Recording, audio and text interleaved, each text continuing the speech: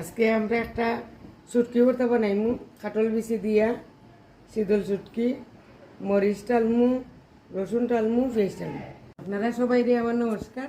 এখন আমি কাটল বিচি গুনটা কুলাত বাজিলাম। আমার কাঁঠাল বিচি বাজা হয়ে গেছে। এখন আমি মরিচটা টালি দিই।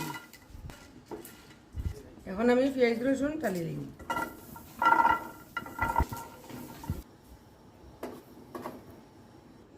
পাঁচ ছয়টা শীতল শুটকি এখন আমি কেন টালি দিই। শুটকি টালি লিছি এখন আমি লাগাই দিই। ওকা বন্ধুরা, আমি এখন সব তা টালি লিছি কুলার মধ্যে। এখন আমি ফাটার মধ্যে ফিসাত বুঝি মুখি শুকনো মরিচ বাটি লিছি। এখন আমি রসুন আর পেঁয়াজ বাটি শুটকি ভিজিলাম।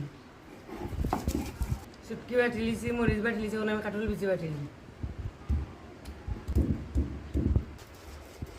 সবটা আমার পিছিয়ে গেছে। এখন আমি লবণ দিয়া সবটি এক কানো করে মাখাই দিব।